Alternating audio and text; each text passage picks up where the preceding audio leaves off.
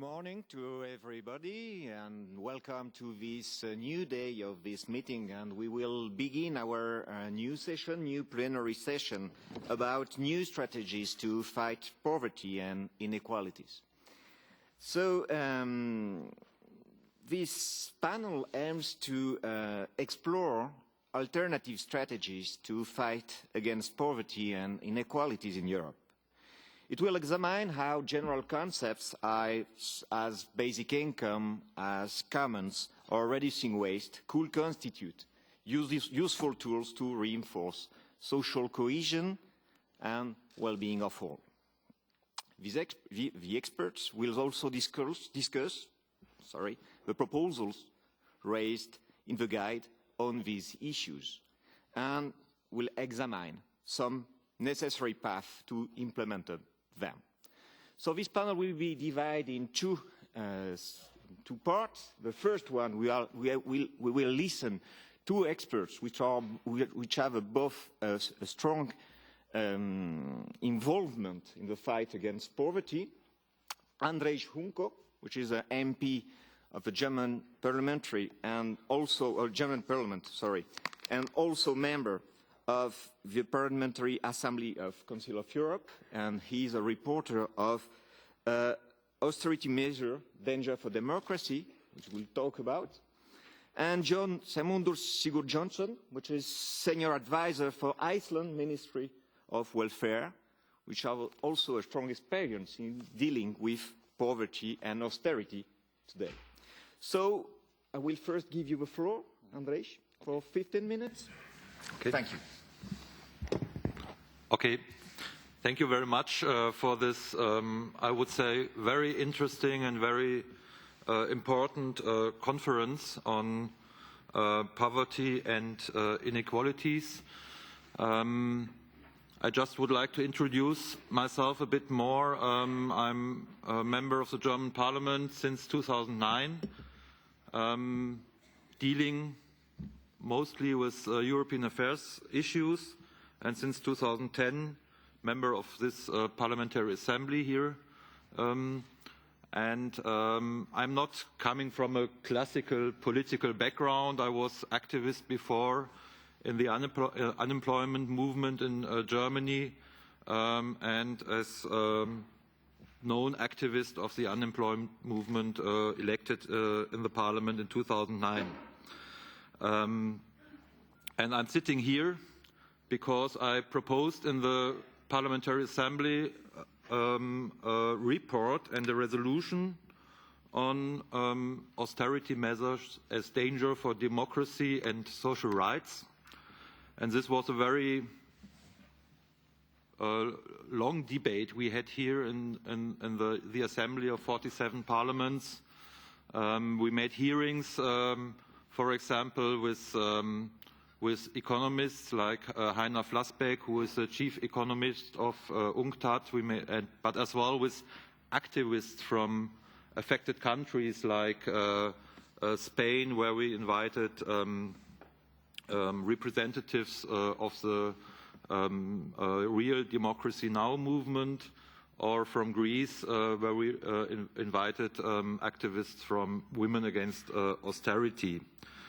So, and we had last year in June, we had here in this room a very intense debate on austerity measures, on the way mainly the European Union is dealing with the crisis. And in the end, we got a quite critical report and a resolution which was adopted by three-quarter majority of the Assembly. And one of the main issues of the resolution is that we need a profound reorientation of austerity politics. I would just like to quote part of the resolution. The Assembly recommends a profound reorientation of current austerity programs, ending their quasi-exclusive focus on expenditure cuts in social areas such as pensions, health services or family benefits.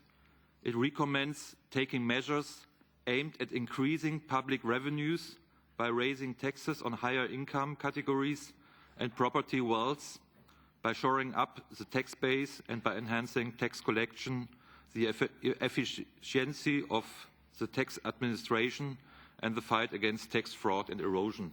This is one part of the resolution, which was adopted last June. I think it is very important if we talk about the fight against poverty and inequality, that we have to link both. And it's very good that is in this conference both are linked, like it is in the picture shown for this conference. And there is a very famous German poem from Bertolt Brecht, who took it in a very short poem. I will quote it in German. It is called Armer Mann und reicher Mann standen da und sahen sich an, und der Arme sagte bleich, wär ich nicht arm, wärst du nicht reich. So it means poor man and rich man stood there and looked each other, and the poor said pale, if I wouldn't be poor, you wouldn't be rich. So this link between poverty and inequality, I think it's very good done in this poem. I just come from Berlin. We have this week the Parliamentary Week in Germany, and I have to regret that I just arrived, so I couldn't participate yesterday. But we had in the German Parliament yesterday a very big debate on a new report on poverty and wealth in Germany. It is well known, I think you discussed it yesterday, that we have a very urgent situation concerning poverty in several South European and Southeast European countries, like Bulgaria, where we had very sharp protests in the last days, where the government had to resign, or in Greece, where we can see very sharp problems coming from partly from the austerity programs. But as well, we have a big problem in Germany, a country which is very often quoted as an example for other countries. And in the new report we had debated yesterday in the German Parliament, it was shown that the gap between poor and rich is widening very quickly, very strongly. We have in Germany a situation where 10% of the population owns 2/3 of all the wealth, and 50% of the population owns nothing. Some of them have debts and others have a little bit, so 50% have nothing and 10% have 2/3. And this tendency of widening of this gap is increasing. So it's not just a question of South European countries, it's as well a problem in our country, which is related to several so-called reforms we had in Germany, especially on the labor market, which is related to the finishing of the wealth tax we had in '97 in Germany. There's no wealth tax anymore, and which is related as well to the absence of a minimum wage in my country. You know, most European countries have minimum wages. There's no minimum wage in Germany, no general minimum wage. So if we talk about, and this is the issue today, talk about strategies, I would like to makes three different levels, three different categories of strategy. I would say one part should be the analysis and debate and theoretical understanding of the way at the moment how poverty is growing, how inequality is growing, how the way we deal with the financial crisis is linked to increasing poverty, is linked to increasing inequality. And I would say we have to link this debate with economics as well, not just a link between poverty and inequality. These two elements are linked with the economy as well. And I think we need much more discussion as a center of the way society is dealing. At the moment we have, for example, as a main aim of the societies in Europe since several years, the idea of competitiveness, which is a terminus which comes from business economy and was thrown upon whole societies. And all European societies at the moment are under this main aim of becoming more competitive, and the question of evading poverty, the question of equality, inequalities, this is not a main, it's not on the top of the agenda. And I think we have to put these things on the top of the agenda. For example, in Germany, for more or less the whole economy in the universities are more or less what we call neoliberal economics. There's no more or very, very few different approach to deal with economy.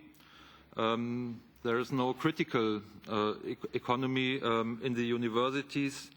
The hegemony of the debate in the society is organized by a view on society which is more dealing with society as like a business, which has to compete with other regions, and there's no concentration on the social dimension.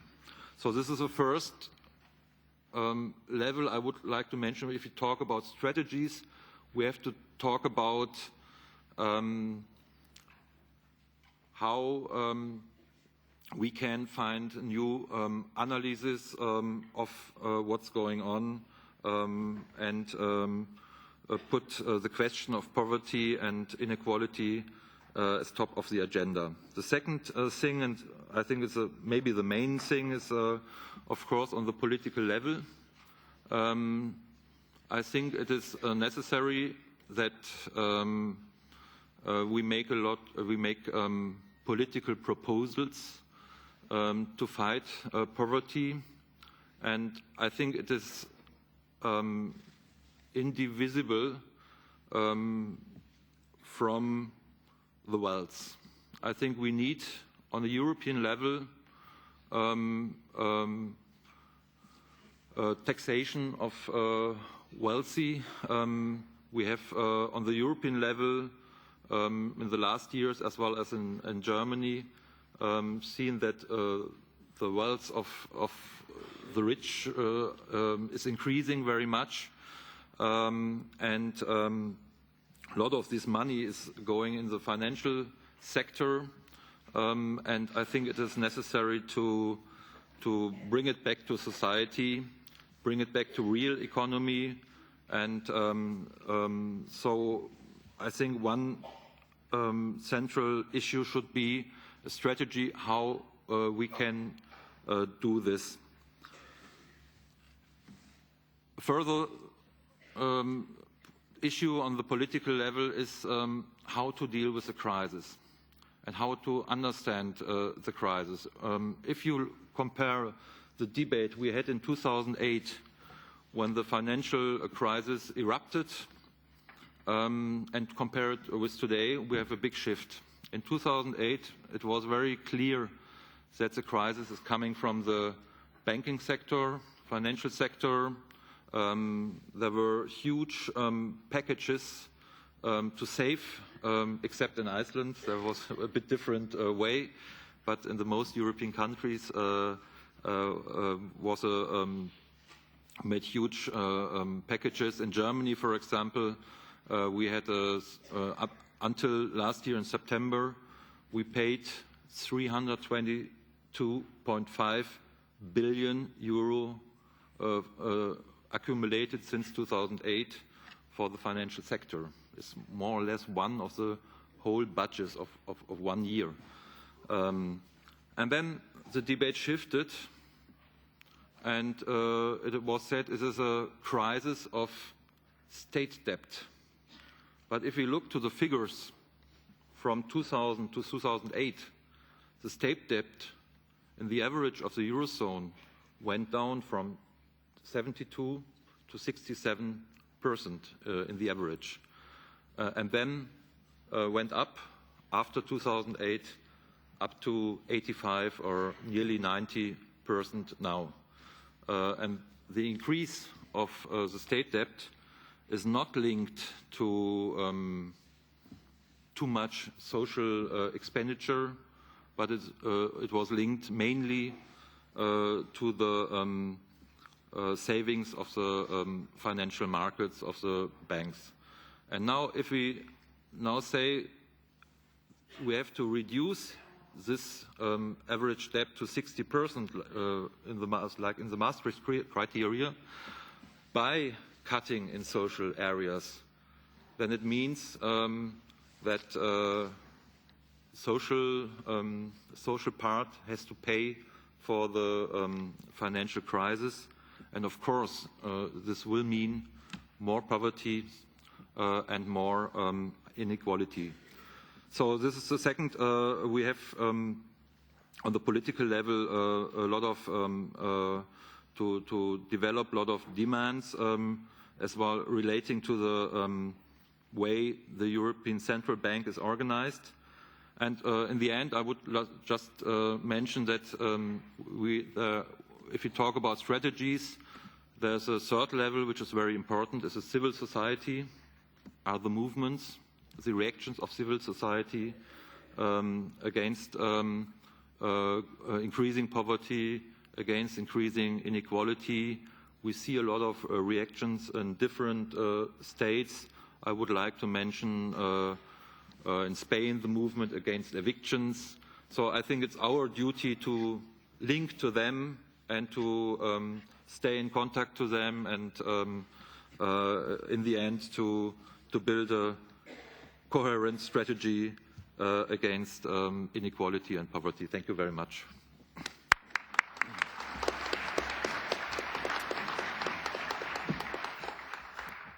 Thank you, Andrej, to show us that there is the ideology behind these kind of things, not only economy. So we will shift to you, Jon, and to ask you about Iceland. Iceland, few people know about Iceland, and Iceland has a very important politics on how to tackle the crisis with an alternative strategy than austerity. So the floor is yours. Thank you, Chair. Thank you. Ladies and gentlemen, good morning, everybody. After having served in Council of Europe's committees as an expert on social security and social cohesion for 35 years, I'm highly honored to be here before you today to give you one of my last reports within these walls of this European Valhalla of human rights. on how we Icelanders have managed to guide the vulnerable groups of our population through the period of crisis with the means of protection and empowerment available to us. When tackling the crisis, don't think there is one solution that fits all. That is not the case. There are different preconditions in every country. We saw it in the workshop 3 yesterday, talking about who gains and who loses in the crisis, that the differences are very great, so that the solutions has always to be different to each another. So there were countries like France or Belgium. In France, you had the feeling you should only have to change the style of haute couture, and France is on the right path. While listening to the representatives from Greece and Ukraine, you almost had the feeling you had to turn the societies upside down and start from scratch. So when I describe for you how we Icelanders tackled the crisis, don't take it as a raw model that fits for you. Maybe it's something you can use, but this is not the solution. This fits for Iceland very well. We Icelanders know from experience now, following our financial collapse in the fall of 2008, that a strong social welfare system is essential if a nation is to withstand such an economic calamity without suffering major and permanent damage to the social fabric in the aftermath. One could say that we were severely tested, bent but not broken, and that we are well on our way to an upright posture again. And I repeat, on our way. We are not there yet. The crisis has engulfed America and Europe for the past 5 years, threatens to paralyze the world economy in a sort of repeat version of the Great Depression. But not only have we forgotten lessons learned long ago from our experience during the Great Depression, we have also let ourselves be duped by a simplistic ideology, a naive belief in the infallibility of the markets. This has been the mantra of uncontested wisdom in the boardrooms of multinationals, in cabinet meetings, as well as in academic circles around the globe. The results are here for all to see, that is, if your eyesight is not perturbed by ideological blinkers. Everything we were expected to believe about the superiority of markets and the evil of state intervention has been turned upside down. We are living through the greatest rescue operation in history by the state in order to save capitalism from the capitalists. Then look at my country, Iceland. There, greedy, irresponsible and incompetent banksters had turned recently privatized banks into international hedge funds. Within 5 years, they piled up foreign currency debt to the tune of Iceland's GDP 10 times, way beyond what our tiny central bank's reserves could back up. The central bank was broke, the country was downgraded to junk, and access to financial markets was immediately closed. Under those circumstances, there was no way that the Icelandic government had the means to bail out the banks.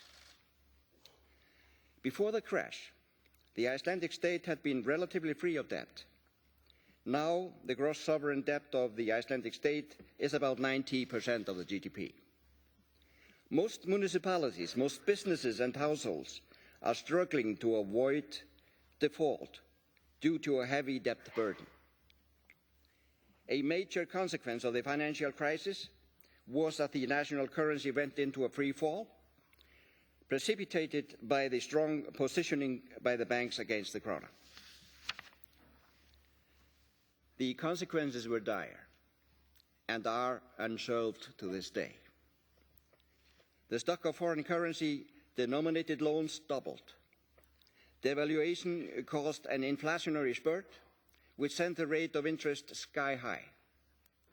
Due to the automatic indexing of long-term loans to the consumer price index, with a simultaneous fall in the purchasing power and asset prices, debt burden became generally unsustainable. The mutation of foreign loans, along with a steep fall in asset prices, meant that servicing debt became way beyond the capacity to pay by households or businesses.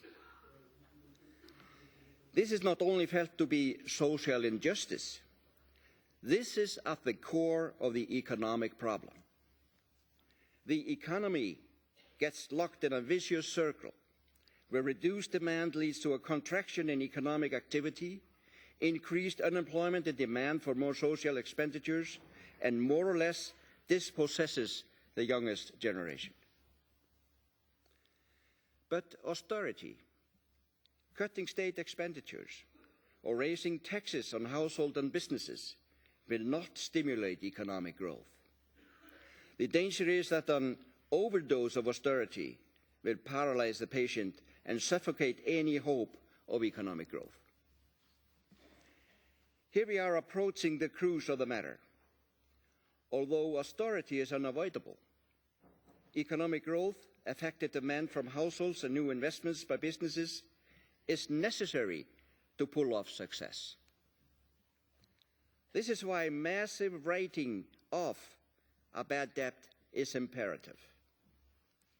If reduced income of households and businesses is increasingly swallowed up by servicing debt, little will be left to support affected demand for goods and services, and businesses have no incentive to invest in productive capacity and new jobs. This would be a recipe for stagnation. So, how can a country with a high level of debt break out of the vicious circle of debt servicing and economic contraction?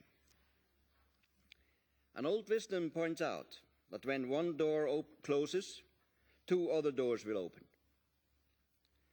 This is why Iceland, which initially suffered both the collapse of its entire financial system and its currency, has now managed a recovery of a sort. It is due to the very bankruptcy of the banks, which excluded even the possibility of a bailout, and to collapse of the currency, which is a short-term fix to reduce the living standards of a nation. But the branches, such as fishing, the domestic production of hydro and geothermal renewable energy for the aluminum factories, and tourism, thirdly, which together created the lifeline of the economic recovery. But there was more to it. The coalition government of the Social Democratic Alliance and the left-green movement came into power in February 2009, and both parties had saving, securing and strengthening the Icelandic social welfare system at the top of their agenda. To that end, we have worked tirelessly along with the task forced upon us of dealing with the major consequences of the financial collapse itself by such measures as raising taxes, securing and renegotiating international loans, and by limiting state expenditure wherever possible. We have not resorted to across-the-board flat reduction in governmental finances, but have tried to shield the social welfare system by all means. Although, admittedly, we have had to apply some rather stringent cost-saving measures there, as in almost all other areas. Equality, social justice, and a sense of shared communal responsibility are the fundamental preconditions for a society that seeks to secure common welfare for its citizens. Economic inequality leads to multiple social and health-related difficulties, which in turn cause greater expenditure for the community as a whole. This we know, and can therefore say that the Icelandic society can ill afford inequality. Even in this process of cutting and saving, you cannot cut everywhere. You cannot save everything. In order to reach our goals, we raised the minimum social security benefits. We increased interest deductions on loans in the housing market.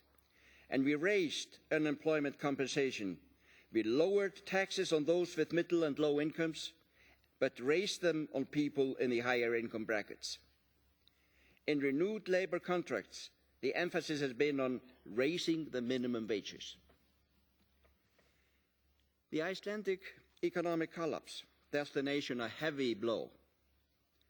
The economy ran out of steam, and almost instantly unemployment went from being barely measurable up to 9.3% at its highest. It soon became evident with which groups were the least secure in the marketplace, as unemployment was proportionally by far greatest among those who had the least schooling and among the immigrants. Governmental action in this field reflects this fact and also conclusions drawn by unemployment research. It is well known that unemployment, especially if it's long-term, has grave individual as well as social consequences, leading to social isolation, poverty, and even disability, if nothing is done to prevent it. We also know that this can become a very serious generational problem.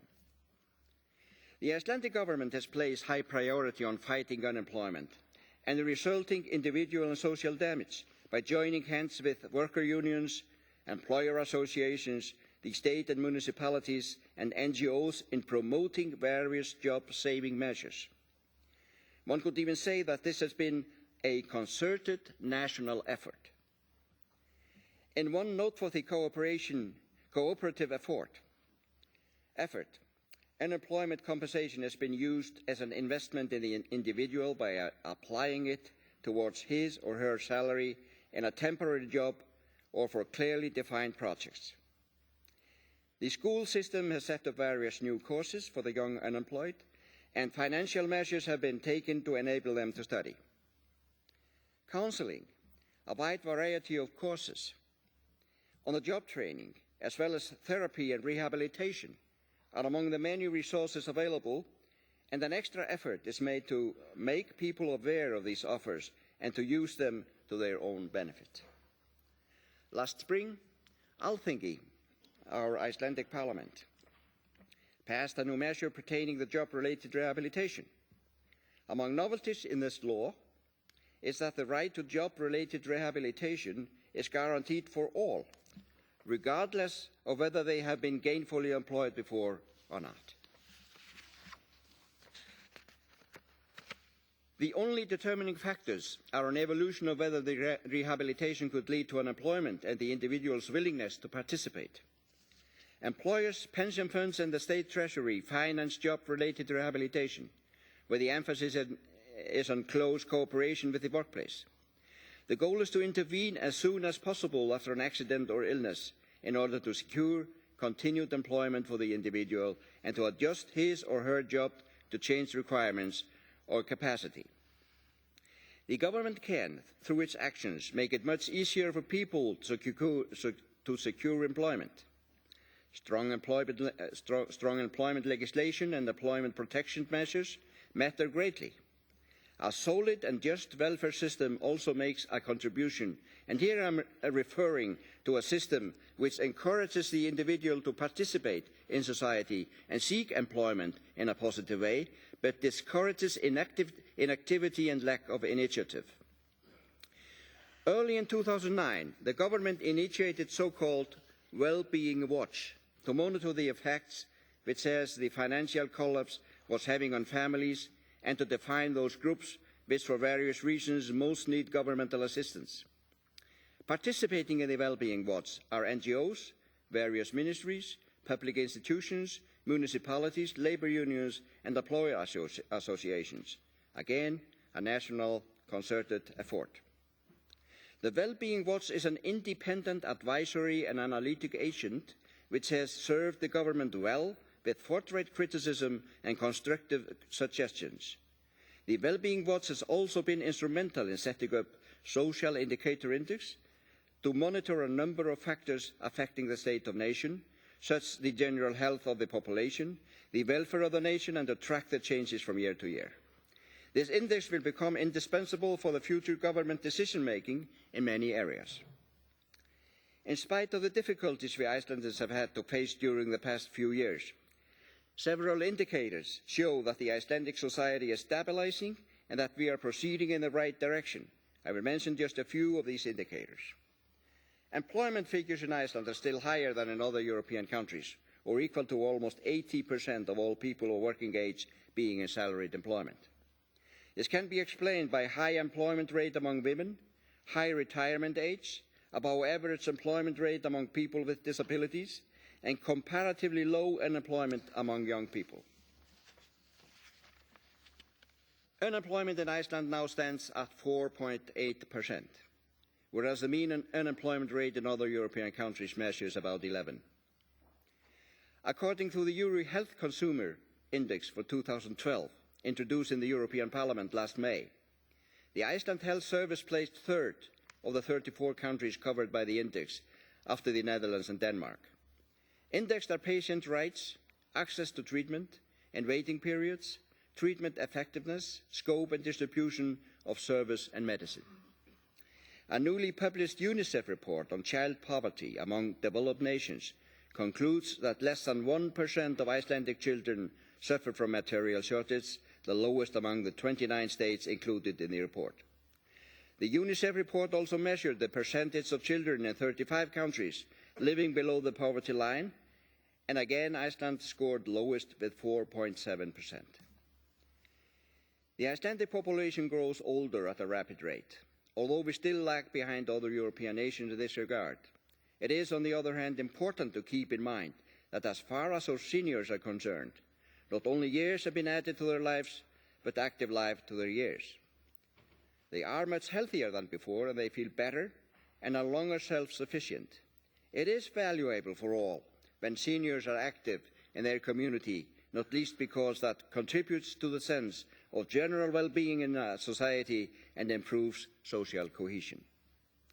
Some of you might think that I have painted here an overly positive picture of the Icelandic welfare system and failed to mention the many difficulties we still have to deal with.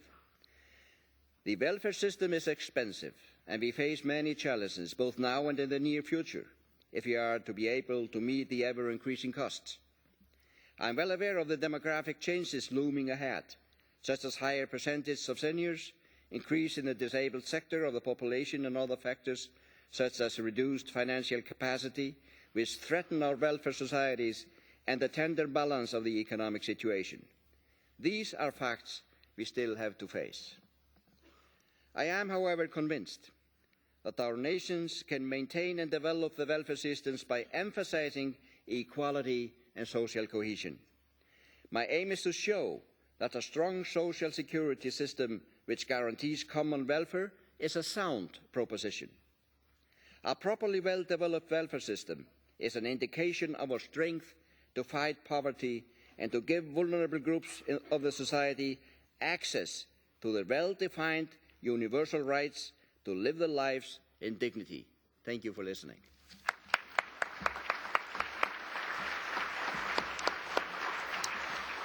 Thank you, John, for this fascinating presentation of Iceland and measure in Iceland to tackle austerity.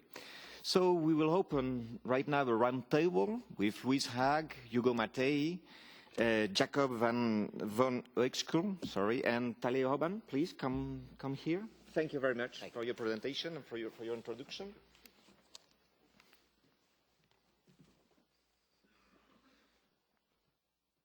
So we will ask to our experts to comment some more precise things about stress in the guide. You go.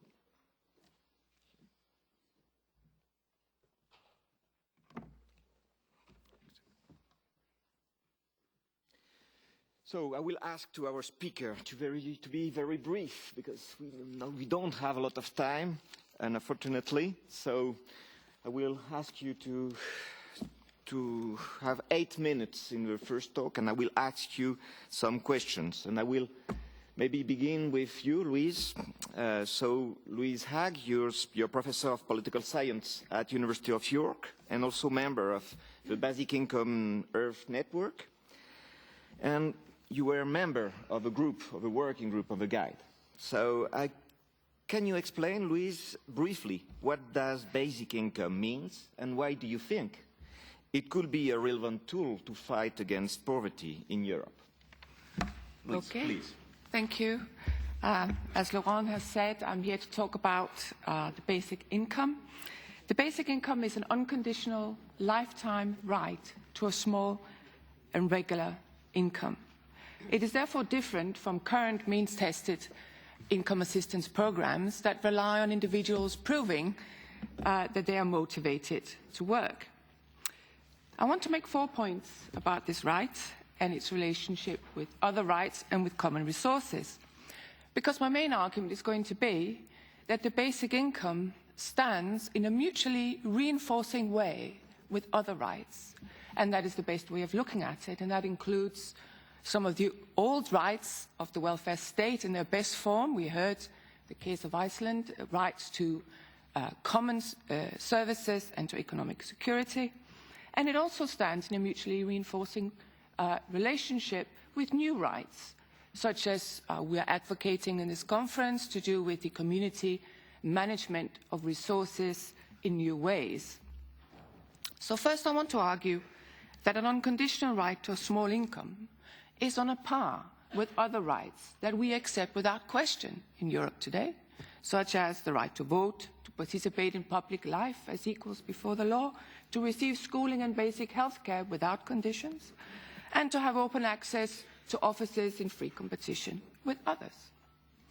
A basic income as a universal right to subsistence is not only on a par with these other rights, but it is necessary to exercise these other rights. For instance, it makes no sense to say that a person has a right to subsistence or a right to work or to choose work freely when he or she is being subject to stringent behavioral controls on the pains of subsistence and when access to regular work is growing ever more stratified. And of course it makes no sense when we know that nearly 95% of new long-term unemployed are involuntary. So in this context, the arguments for a basic income that have been put forward in Europe for at least 30 years now have gained increasing force. These are based on the obvious deficiencies of the current means-tested benefit systems in Europe.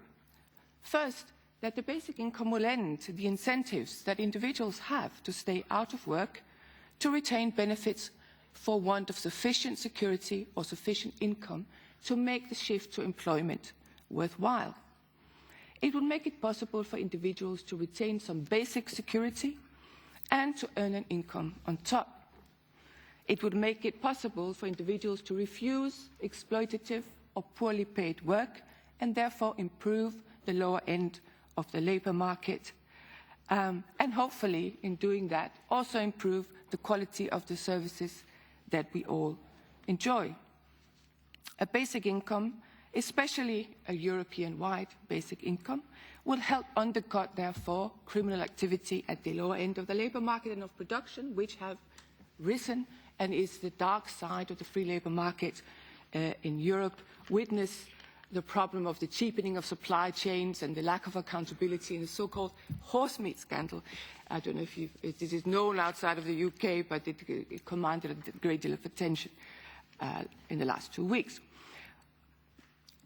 But that leads to my second point, which is that we should be careful to set the basic income in the right context, which, in my opinion, is one in which there is wider institutional support for the production of shared security. We know from social mobility statistics, for instance, that it is in the countries that invest most heavily in shared forms of economic security that there is greater scope for both occupational and income mobility. The great myth in anti-poverty policy today is that by concentrating resources on the poor, we are protecting the poor, or even more ridiculously, the rights of the poor. Indeed, usually the countries that concentrate public resources on the poor the most are also those that spend the least on them. And conversely, the countries that spend a larger amount on cash transfers are also those that spend a larger amount on in-kind public resources to households. In these cases, for instance in the Scandinavian countries, but not only there, both the poorest and the wealthiest quintiles have a larger share of resources in household income, or derive a larger share of resources in household income from public services. Now, this correlation between a higher amount spent on the poor and a higher amount spent on the rich may seem puzzling, but less so when we shift our metric, as I think we should, from the problem of redistribution between groups to that of shared security. When we do that, the problem of redistribution tends to take care of itself, because we are no longer just focusing on a transfer of monetary income between groups, but on the production of shared security in a much wider set of domains. So this relates to my third point, which is that without a political and resources foundation of shared security, the expected impact of a basic income on occupational freedom, for example, is likely to be weak or neutral, because it is clear that individuals in today's economies cannot be expected, despite the examples of some groups, to generate opportunities for themselves. There is a paradox at the heart of anti-poverty policy. Today, as human rights and processes of accountability dominate our discourse,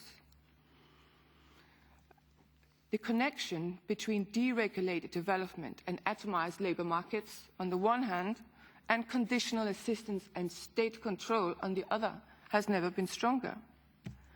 It is in the countries in which labour markets are most deregulated that least is spent on the kinds of measures that were mentioned in the Icelandic case of job creation, training, job rehabilitation, and so on, and most is spent on simple administrative controls.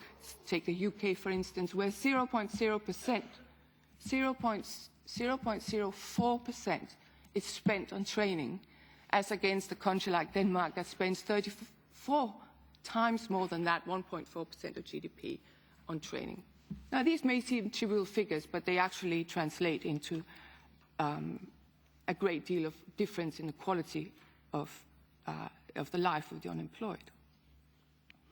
In the Nordic countries also, so-called active labour market policies, which we are or have been criticising, are of a different quality. They are more so, especially in the past, but still it is the case, a matter of embedding of such practices and such spending within occupational communities and within programmes to sustain stable employment in the welfare state.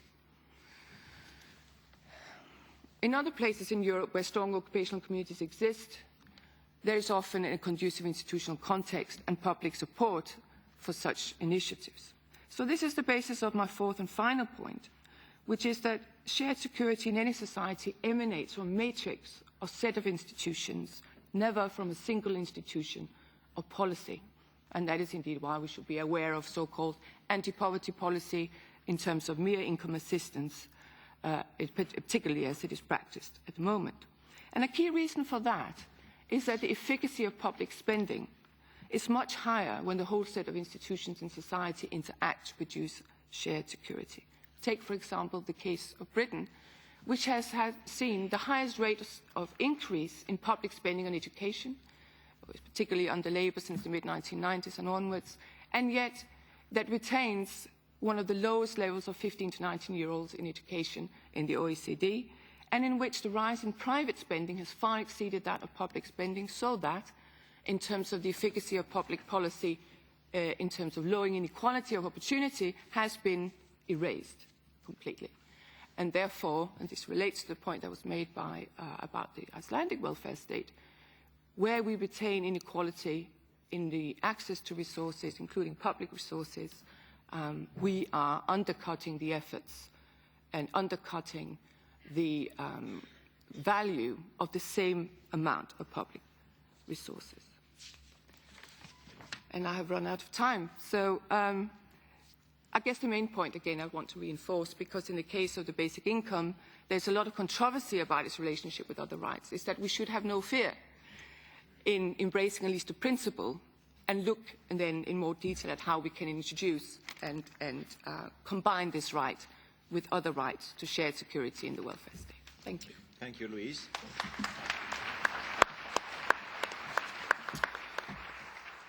I would like now to give the floor to Hugo Mattei.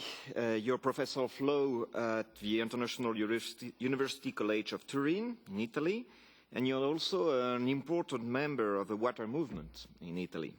So I would like to ask you the same question that I've asked to Louise. Can you explain briefly what commons mean and why they are relevant for fighting in the fight against poverty in Europe? Hugo, 8 minutes, please. Thank you, Laurent. Thank you to everybody. Well, the commons are relevant because I don't think that there is the possibility to struggle against poverty and to struggle against the very idea that society is made of the rich and the poor without a very consistent and strong challenge on the current organization of private property. Private property is at the core of the system that produces poverty, and the wrong distribution of private property is actually the issue we are talking about. So commons are the opposite of property, are an idea that is based on inclusion and is based on diffusion of power, rather than being based on exclusion and concentration of power in the hands of the property owner. So we have really a concept there that is the opposite, the other way around. And therefore, it is relevant theoretically because it encourages and structures the mind of the people to think about the fact that poverty and richness and diversity in means is not natural. Human beings have the same kind of needs, and there are certain kind of fundamental equalities that have been completely obliterated by our usual thinking in terms of private property rights. So that is on the theoretical side. Of course, we should elaborate more on this, but just to put the point on the table. On the practical matter, the commons being a challenge to private property is also a challenge to the current set of legality. The way in which property rights became legalized as ways to seek rent, to concentrate rents in the hands of the people, and therefore to spoil resources. If I have more property than the one I can use, which is basically what happens when you accumulate a lot of property, the property that I cannot use either is used to extract value from other people or is simply spoiled. And the commons gives a strong ideological, political, and I would say constitutional, in certain kind of constitutional settings, justification for direct challenges of the way in which property rights are organized. I give you 2 examples in Italy that are going on right now. The movement for the occupation of theaters. Lots of theaters have been occupied in Italy, actually about 7 or 8 theaters have been occupied by precarious workers that have been excluded by the usual system of privatization on the one hand and marketization of culture, and have been also excluded by the organization of the state-based bureaucratic running of theaters. Theaters have been occupied, have been reopened to the communities, and these workers, together with other people that participate in the commoning of theaters, are actually producing a new way to consider culture as a common. They produce understanding of society, they produce a challenge to the vision of culture as separated from politics and separated from the other areas of social intercourse. So the commons there is giving life to theaters, and it's giving a possibility to live to people that otherwise would be excluded. And this is producing a very generative network of creativity that also then allows people to live out of that. That's one example. Second example is going on right now in Pisa, in Italy. There has been a factory that was abandoned, was bought by a multinational corporation that was interested in the logo colorificio toscano. the logo colorificio toscano is very worthwhile apparently in Dubai. So they bought the company, they took the logo, and they went to produce painting in China, and they locked down the factory in Pisa. And they fired everybody, and the factory is there, and it's close to the famous Leaning Tower. So it's a property that is of a lot of value, and they're leaving that open there, spoiled, without being used. A group of people, actually a network of about 30 association of people in Pisa, have occupied the factory and have regenerated production in that factory. There is now a kindergarten, there is now a bicycle shop, there is now an area in which they train the young people to actually be carpenters. There is a bar. There are all sorts of things that have regenerated that place as a place that is actually providing to people spaces to carry on in a shared base of business. Now, of course, the company, as soon as they've seen this happening, has sued in order to try to kick them out. And there is a very strong tension between, on the one hand, the idea that of the ownership-based society, by which ownership belongs to someone that can keep it open and exclude everybody from there, and therefore it's illegal what these people are doing. On the other hand, there are lots of legal scholars and lawyers and politicians that believe that actually is perfectly okay in the framework of our Constitution, that protects private property only as far as it has a social function, to actually encourage those kind of activities, because these activities avoid waste and produce some generation. So the whole question of the commons is, at the middle of this, that it provides a very strong intellectual legitimacy to actions that then are separated and that then are different from the one and the other. And I thought very interesting the remark by the minister in Iceland, who said, well, you know, there are no kind of one-size-fits-all kind of recipes. The commons are very contextual. However, you know, these shared experiences from the bottom up. They are, in a way, they share certain kind of common understanding and of a common vision in which we can actually exchange experiences. And this is very important. So it seems to me that the commons show us a fundamental need in our social organization to get rid of institutions that have an extractive nature. In premise, you know, the organization of property based on extraction, based on exploitation, and to make an effort to create institutions that actually are generative, that they not extract, they actually generate value. They generate value from the commoning, from the exchange of the people with each other in a shared vision of society that has to be transferred to the future generation. So it's a theoretical concept, is a vision, a transformative vision of institutions that can then be applied in a variety of places. And moreover, it's a very motivating logo to carry on illegal activity and claiming that they are legal. Thank you very much.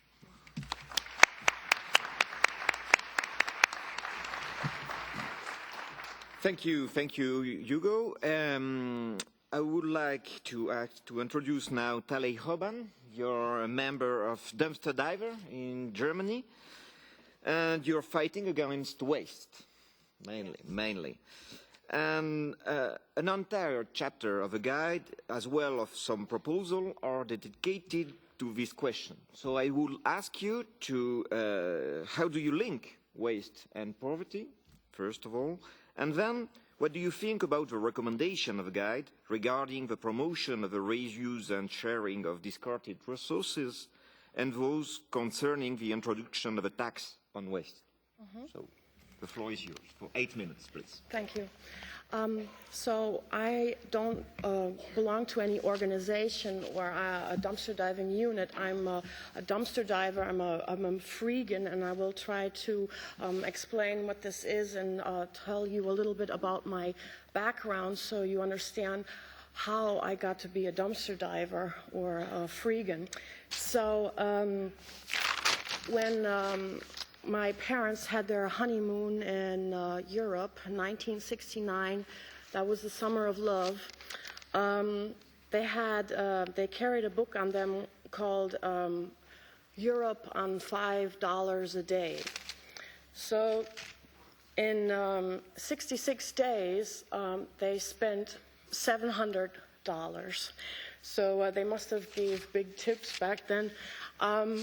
So then they decided, they fell in love in Europe and they decided to move to Europe. A year later, they moved to Germany, bought a house, 300-year-old house, and a few years later I was born, and 5 siblings followed.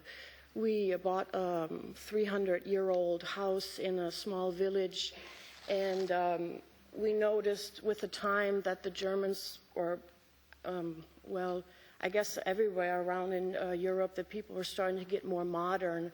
That was the in thing, that's still the in thing, being modern, and getting rid of their pigs and chickens, and turning their barn into a house, and getting a second car, getting a second television, buying video games. I noticed always less people outside talking with each other, less kids playing outside. But luckily my parents focused on going backwards in time.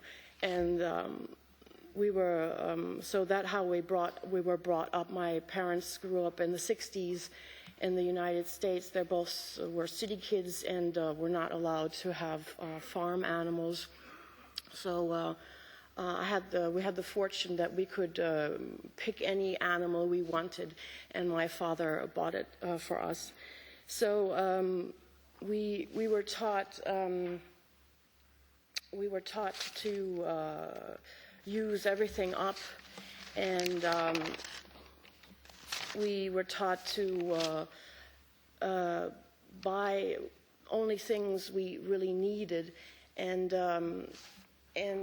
we always had to look after our money. So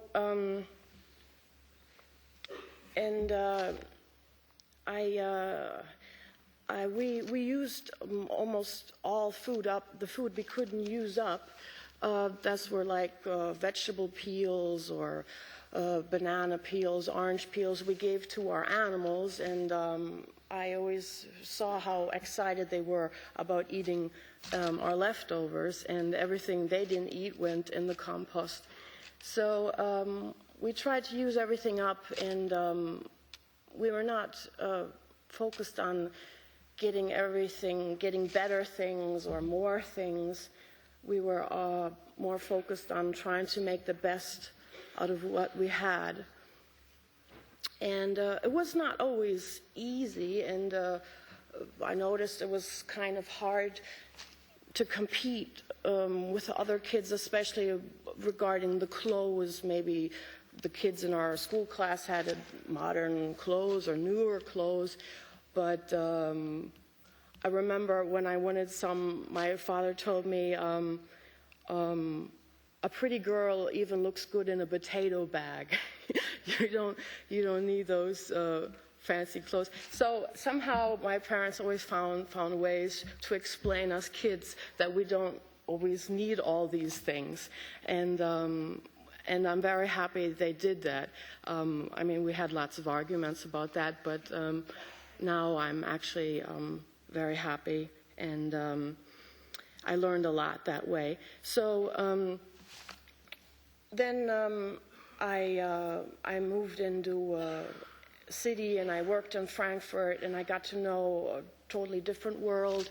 It seemed like everything was focused on making money. That was like the most important thing in life. Success was measured by how much money you make. People didn't want to get married or have kids before they don't have a house and 2 cars, and husband and wife have some perfect dream job.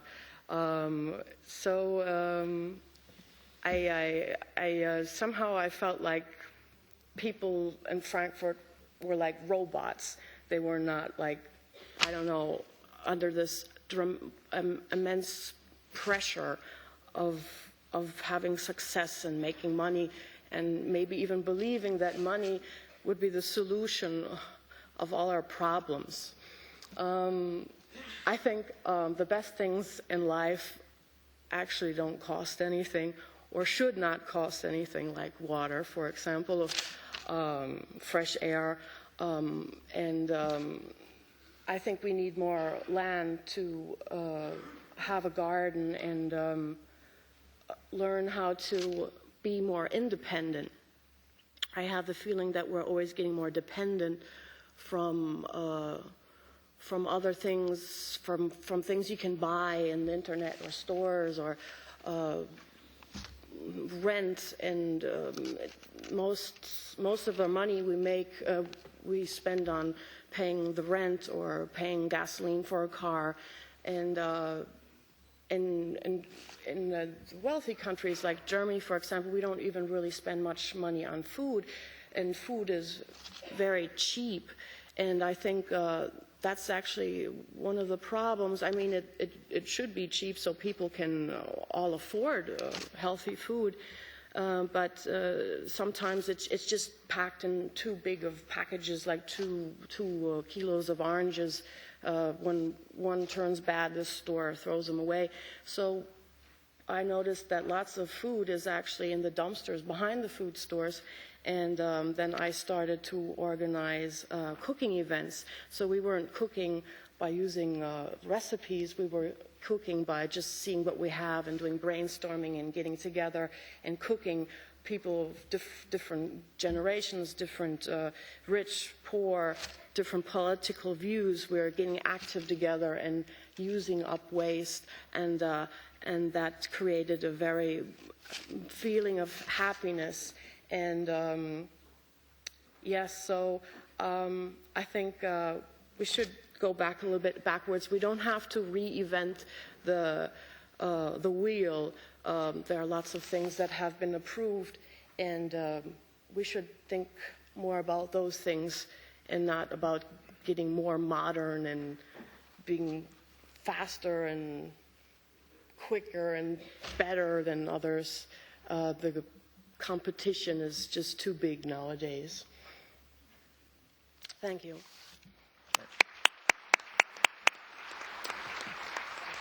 Thank you, Talley, to link austerity and happiness in some way. I would like now to give the floor to Jacob von Uexkull. You're a founder of World Future Council, which is this council is a foundation with a very broad aim to make the future better. So, to do that, you have a very strong commitment with helping policymakers in drafting future just policies, and a strong commitment also for condemning unfair policies. This is also one of the objectives of the guide of Council of Europe you have received. So I would ask you to make some comments about this guide. And first of all, what do you think about the perspective adopted, that is, an interdependent approach of poverty instead of focusing only on people living in poverty? Second, do you think that the strategies presented by the previous speakers could constitute an interesting alternative to the current trends? And third, from your point of view, what are the main obstacles to the new strategies proposed in the guide? Jacob, please. Yes, thank you. I do agree with what has been said. My focus, of course, is more on the how. Having been a policymaker, working with policymakers, policy coherence is of course crucial. The commons approach, I think, there's just one point we must forget, is the commons demands rules. In England we've often used the term mutualization. Communities expel members who don't follow the rules, but of course in a globalized world, there's nowhere to expel people to. So the universal access approach, I think, is very right, but it then does demand. Okay, well, I'm aware of the short time I have, so I always tend to speak too fast. Universal access in community demands universal rules, especially as we face increasing resource limits, and they are real limits. If you want to, because of rising climate threats and rising seawater levels, you have to spend your labor and your resources to build dikes, to build dams against rising floods, then you can't spend the same resources on building houses for the next generation. So these are, the real limits. And, the report on poverty and inequality, which we received speaks therefore about needing rules imposing responsible consumption.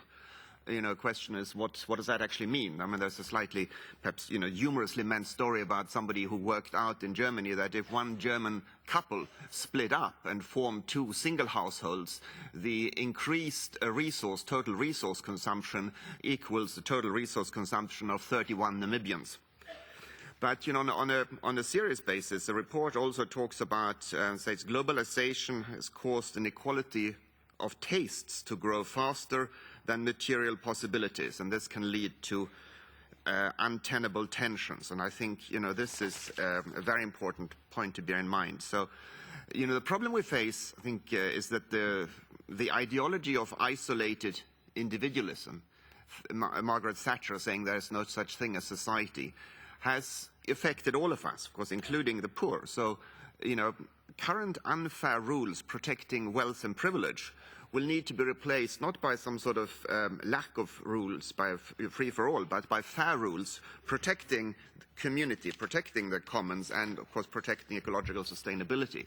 And it's interesting that we have many well-known reports and resolutions on human rights, but the study which UNESCO undertook on the Charter of Human Duties and Responsibilities sank almost without trace. If you want to find it, it's called the Valencia Declaration of Human Duties and Responsibilities, where they matched every human right with a moral duty and a legal responsibility for every sector of society. So commoning implies reciprocity, and that implies shared responsibilities, which is of course easier in traditional societies. A Norwegian studying Samoa said to me that he was curious about were Samoans different. No, they weren't different. They just had different rules. In Samoa, you were honored for what you did for the community. People who just lived egoistically for themselves were regarded as weird and frozen out of the very rich social and communal life. In Europe, that's of course different. In my native Sweden some years ago, in a large housing estate, a mixed income housing estate in Malmö, the tenants came together and decided to sort of form cooperative and run and look after and repair the place themselves. And they faced opposition both from the political right, complaining that they were depriving others of making profits, and from the political left, complaining that the trade unions complaining that they were depriving them of jobs. So these are some of the challenges we face. And another one is, of course, people live locally. They don't live globally. So in Germany, for example, the German states equalize income payments. This, as we know, is almost impossible on the EU level, and clearly on the global level still a dream. And therefore, I think if we do want a global redistribution, if we look at poverty as and inequality as a global challenge, and we don't get anywhere if we don't, because we cannot isolate ourselves, then we need to move from and complement redistribution with pre-distribution, which is now a term which has entered the political debate. The British Labour Party speaks about inflation-only price increases being allowed. They have tackled the bonus issue, of course. The New Economics Foundation, which is represented here, did a report a few years ago called Why the Rich Are Getting Richer, looking at maximum wage ratios between the lowest and highest paid, land value tax, a very sort of fair tax, just taxing speculative land value increases. The World Future Council, which I've founded, studies the top line of equations. We're always told about the bottom line, but of course, what do they omit from the top line, and what do they include? Well, the costs of not using renewables by unnecessarily burning fossil fuels, which could already have been replaced by renewables, amounts to destruction of natural capital of billions of dollars a year, which doesn't figure anywhere in their calculations. And we're now doing a study, and please send me anything you have which could go into this, about the total costs of austerity policies, the cost, of course, not just of lost production, but of human health, both psychological health, physical health, costs of long-term unemployment. Of course, that is still despite its challenges, the easier part. The hard part is, of course, making sure somebody pays these costs. And there, of course, you face real conflicts. And we know when Jordan, for financial reasons, abolished the subsidies on petrol recently, there was a revolt because taxi drivers were complaining their income had gone down by 2/3. So, we face their real challenges. But it's, of course, these challenges are unavoidable because we are going to face massive debt reductions, debt deleveraging, because at the moment, we live off debts. Money is created as debt. As we know, most of these debts are held. Most of the income, the interest, of course, is collected by the rich. So it will hit them, and that's why they are opposing them. But, of course, it will also hit, for example, pension funds, retirement funds, which have also invested in these bubble assets. And this coming recession, this coming debt deleveraging will lead to a massive recession, deepening of the recession, unless we match it with creating new money. And, as a complement, of course, to fairer taxes and other issues which have been discussed. So new money created, printed, if you so want, against performance, against the production of new goods and services is not inflationary. That's the most important thing I have to say today. There are various ways of doing this. One aspect is create sort of so-called time-limited money. But, the idea is not just to enhance consumption, it is to enhance, of course, the kind of investments we need to secure our future. It does require a few changes to the Lisbon Treaty. It's perfectly doable. And, the World Future Council has been focusing on this. We have a paper called Money, Debt, People and Planet. Please find it on our website, Money, Debt, People and Planet, which explains this in detail. Because then, once we have tackled this, we can deal with real constraints, which are resource constraints and also time constraints. How quickly can you do this? If like in Sweden some years ago, they said the state can't continue looking after all the old people, why don't families include their parents and grandparents? They found that they had built for 2 generations a housing stock, which made that impossible. The flats just were too small for more than 2 generations. Now it takes another 2 generations to rebuild the housing stock. So, these are some of the major challenges we face. We face the urgency of many problems and the time it takes to actually repair them. But as I said, money creation is absolutely crucial.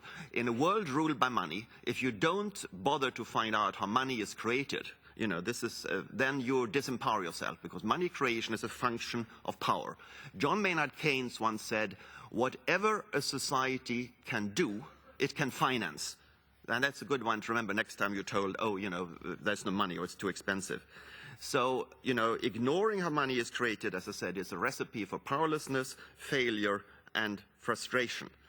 And lastly, we need to build broader alliances. We must get away from the idea that here's human rights, here's poverty, here's the environment, here is peace, because all these are now coming together. Everything needs to be rethought under this common umbrella. The growing environmental crisis, especially, of course, climate change, is both the biggest threat to everything we're trying to do, to everything we have achieved and everything we want to do. We're going to be overwhelmed if we don't manage to stop it. At the same time, of course, it is a massive opportunity. So I'll close with a quote from the International Labour Organization last year, which has recognized this. The transformation to a greener economy could generate 15 to 60 million additional jobs globally over the next 2 decades and lift tens of millions of workers out of poverty. Thank you.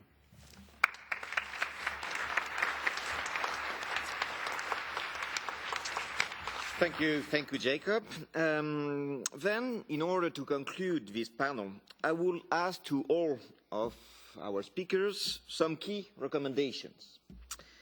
If at the end of this meeting, of this 2 days, a government or local authority want to implement your proposal, what would you say in few words? Maybe, Louise, you can start. Yes, okay.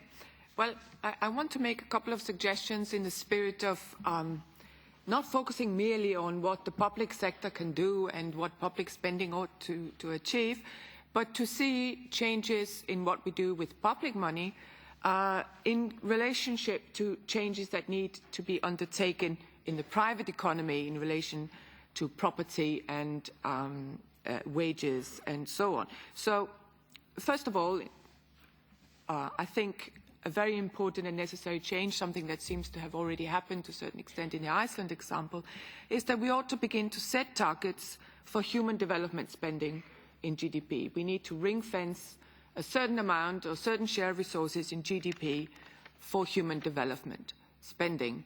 Other things are sine qua non, bailing out the banks and so on, but we haven't actually set such targets in relation to human development.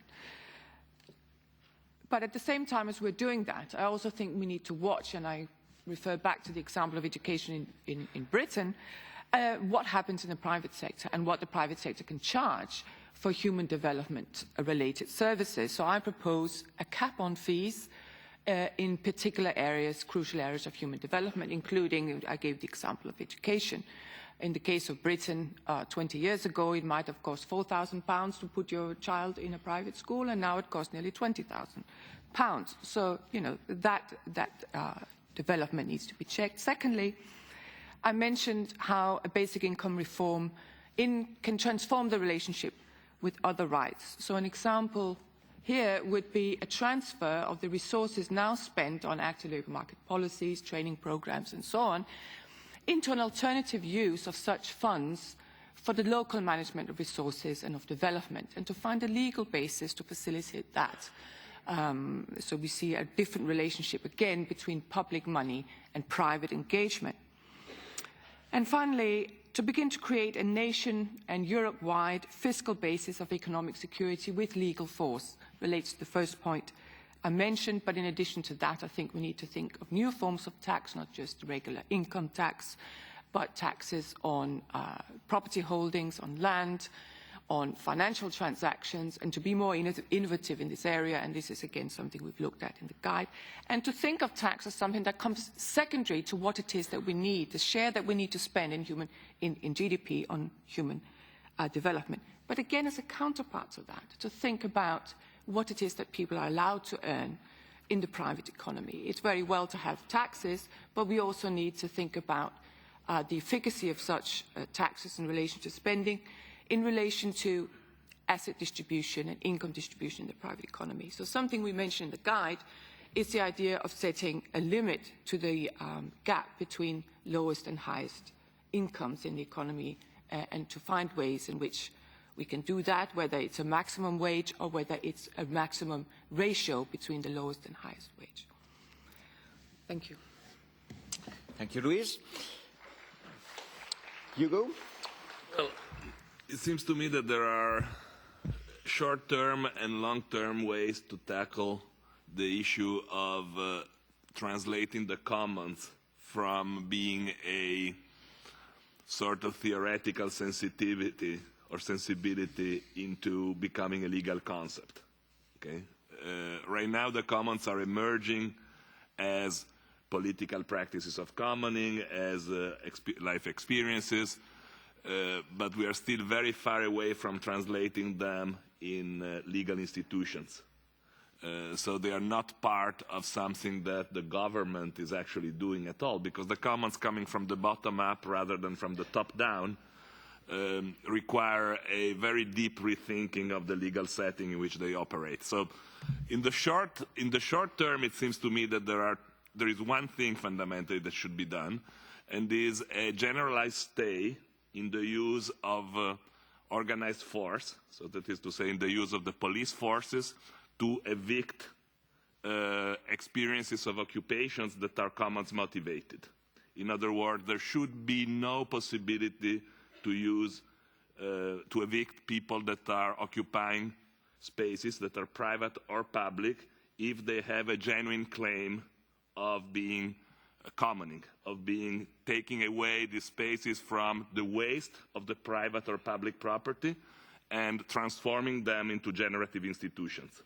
So there should be a very basic control of what people are actually doing when they claim some spaces that would belong to someone else for commoning purposes, and there should be some judicial control and a full hearing in court based on constitutional values and spirit of the laws before deciding to use police force in these situations. Whereas now you see the use of the police to kick out people that are squatting that are entering in spaces that were abandoned or were used for the purposes of speculation rather than for the purposes of generation is just the default rule.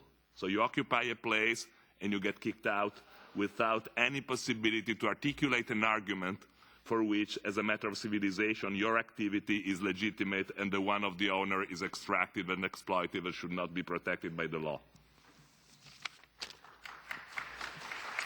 Thank you, Hugo. Talley? Yes. Some ideas? Oh, actually, I have lots of ideas. I think the selection of food or anything we can buy is just way too big. There shouldn't be food offered that is not in season, and it shouldn't travel half around the world to get in our stores. We don't need 200 different kinds of yogurts and all kinds of other things. And if we want all this big selection, then we should learn how to cook with it. That's actually something I really noticed. I think that schools should have more cooking classes, and kids shouldn't just learn how to spend money. Maybe they should learn how to save money or invest it in something, but not just consume. So I think we should just focus more on simple things as well, like cooking for others, getting people together. Maybe it's harder. It's actually harder to take than to give. So what I sometimes do, I mean, this is just a small example, is when I see homeless people, I ask them for directions, and I always notice that it makes them really happy because they can give me something, they can give me an information, and they don't even care about me giving them money or not. So it's try to ask for help from people that just have a little, and that will be good for their self-confidence. Don't make them feel bad. Try to, I think, well, sharing is caring. Don't try to trade too much, share more, and especially when you have enough and you can't use it up yourself or don't need it. Thank you. Thank you, Talley. Sharing is caring. So, nice. Okay, thank you very much. Jacob. Okay, for policymakers, I would say first, form an intergroup. We have those in the European Parliament, various issues, as a cross-sectoral intergroup on human development in the age of climate change, looking at issues like legalizing commons ownership. There are different laws in different countries. Find the best ones and spread those. Look at the UNESCO Declaration of Human Duties and Responsibilities and see how that can be integrated into what we are doing. As I said, commons will also require a new understanding of responsibilities. And look at the issue, revive the debate about a maximum income. This happened in the 1930s in the USA. Roosevelt was in favor of it. It was blocked, but there's absolutely no reason why, when we have a minimum income, we shouldn't have a maximum income. It's nice to talk about ratios and all these things, but why not tackle the issue of what is the morally legitimate maximum income? Second, tax the users, the abuses, and the profits from the global commons. That, of course, includes financial transaction tax, it includes a CO2 tax, much more effective than the emissions trading, and it includes a tax on land value, added value from land values which are caused by the community, by decisions taken by the communities. Absolutely no reason why they should accrue to private landowners and speculators. And this will generate a lot of money. It's the most logical way to fund the commons, the commonization of our resources and responsibilities. And, so you need to ensure that the tax shift from labor to resources, which we need, is not regressive, and these are some of the ways it can be made non-regressive. And lastly, monetary reform. Get back monetary sovereignty. You don't even have to leave in the EU if you can't convince the others, just stay in the euro and create your own parallel currency. and countries which don't have to have it, like Palestine. We're currently advising the Palestinian government on creating their own currency. This gives you the power to act. Currencies, money is based on trust. So if you're trusted, as Keynes said, anybody can create money. The problem is to get others to accept it. Now, if you're in a position where you can get it accepted because you can decree that it can be used to pay taxes, for example, there is no reason why you should not give yourself the freedom to have the money to make the investments which are needed for your future and to create a decent society without having to wait for some banks to lend it to you against for absurd interest rates. In Sierra Leone, renewable energy investments, the banks are asking between 18 and 22% interest. So take back monetary sovereignty, stop creating money as debts and then complaining about debts increasing, and create new money, and we're happy to advise you on how to do this. Thank you. I think it's a very strong program that you have stressed. I have a last couple of questions, but we'll ask you, maybe Louise and Hugo, because you have worked on the guide, and how can we link commons and basic income? Maybe Louise, it's a question for you, and maybe Hugo, I have only a question. You have talking about constitutionalization of the commons and the role of constitution and commons. So can you develop a little bit more? Okay, so first Louise and after Hugo, and then we will close the session. Thank you. Okay. Well, when we started working on this guide, the honest truth is that we didn't agree on a number of things. And for instance, we didn't agree about the relationship between the basic income and the commons. And partly because we didn't know about each other's ideas and so on. So it was a very productive time. And I think we moved closer to each other and began to see the links between these different initiatives. So I want to say a little bit about what the link between the commons and the basic income is. I mean, where we started, there were some arguments against the basic income on the grounds that this is a very individualized concept. You give income to someone and they go and do their own thing, and, this fits into the neoliberal agenda of individualized development and autonomy, and it can destroy community relationships. But another way, and I think the right way of looking at the relationship between the basic income and the commons, is to think that with the basic income, which is after all a fairly small amount of resources, monetary, because in this society we still depend on money to buy basic necessities such as food and so on, frees the individual and thereby the community to do different things, all right? To have a different relationship with the private sector, to have a different relationship with the labor market, and to begin to think of alternative production. And so therefore, I would argue that without a basic income, the idea of the commons might remain just the purview of fairly privileged groups or marginal groups that happen to have facilities to come together, but it will not become a wider phenomenon. Whereas I think we can release new energies in society, and if we trust individuals to be social, and I think we can trust individuals to have social interests, what will not happen is that people will go off in a different directions, but they will have new kinds of thoughts, less fear, and will be able to come together and create initiatives of the commons kind. I, incidentally, when I was a teenager, was part of a squatters movement in Copenhagen. We occupied a building, and we were also thrown out by the police and so on. But I noticed at the time that these were mainly privileged middle-class kids, right, who could have somehow had this space and the free time and so on to do these kinds of initiatives. And if we think about what Guy Standing said yesterday about the precariat and this class, which is really at the margins of society, I find it very hard to see how this class, which is running around trying to earn money, gain benefits, survive, or be part of consumption through criminal activity, etc., will actually even conceive of such ideas without this kind of release from its dependent association with the labor market. Just one other point, again, in relation to what was said yesterday. I do think we have to speak about re-regulation, because there has been deregulation. I slightly disagree with Guy Standing on this. I mean, we agree on almost everything else.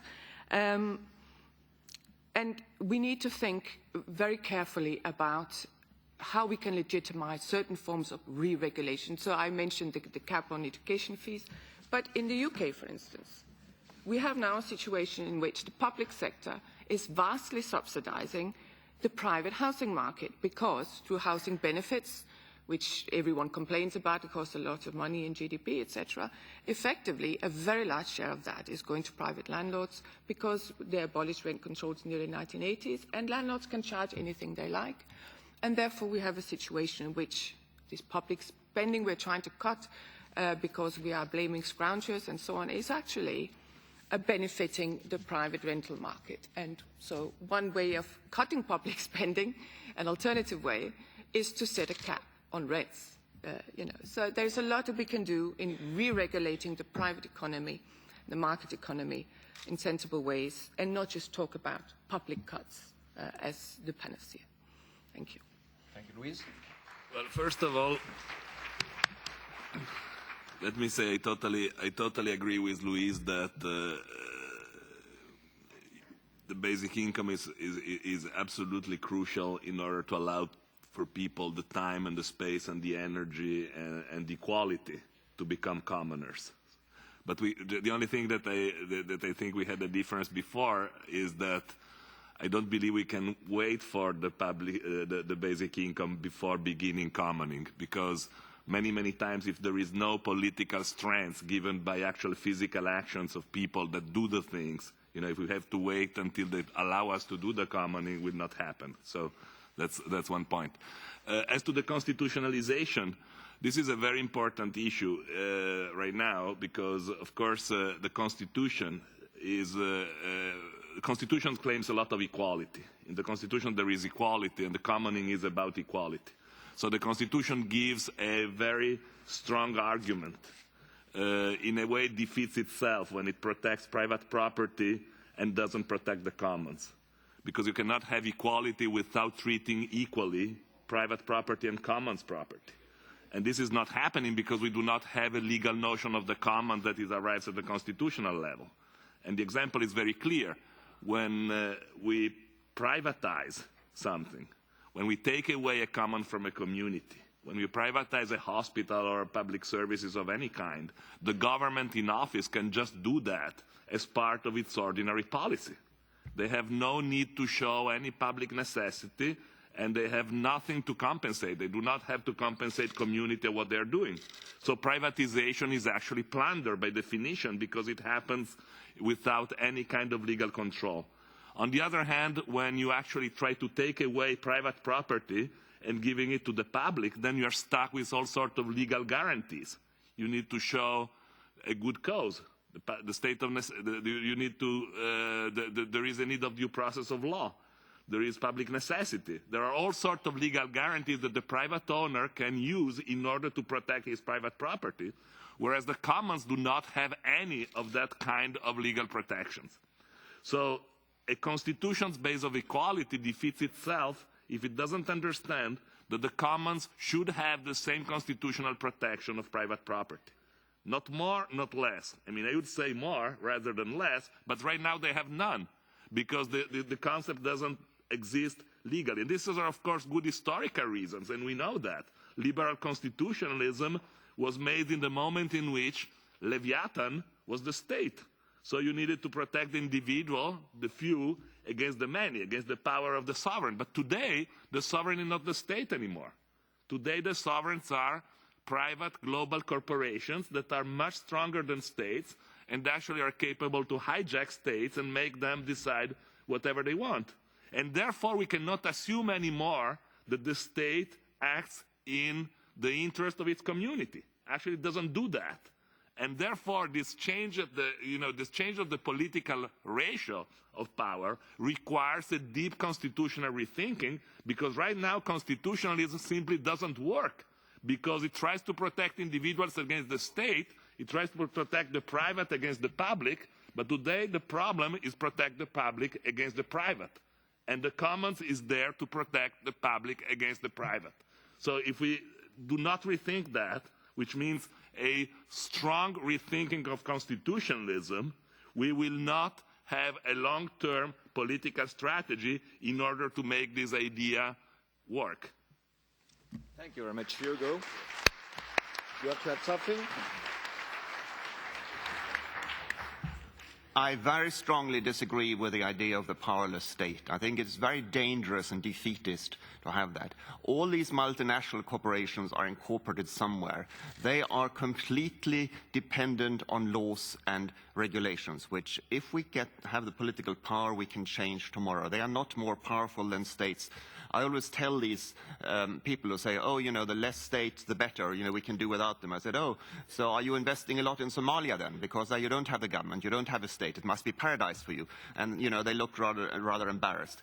The market system, the capitalist system is based on rules. It is not a free-for-all. Unfortunately, it's been captured by corporate interests, but this does not mean that we cannot recapture it and that the state does not have the power to do that. And we have to demand of our political representatives that they stop, you know, regulating. They didn't deregulate, they re-regulated in favor of corporate power, and especially of financial power. There was no reason to. It was because of some countries, because of corruption, because they believed ideologically that this was the right thing to do. They're advised by economists who basically are in the pay of these interests. But I think it's very important to remember that we are not powerless as citizens when we hold our political leaders accountable.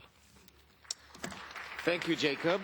I think we have introduced a fascinating debate, some solutions maybe. So I will want to thank our speakers first of all, and say you a good news. There is some fruits to pick up outside, and so you will pick up some fruits and go directly to the workshop that are on the second floor. So thanks for your attention. Thank you. Thank you.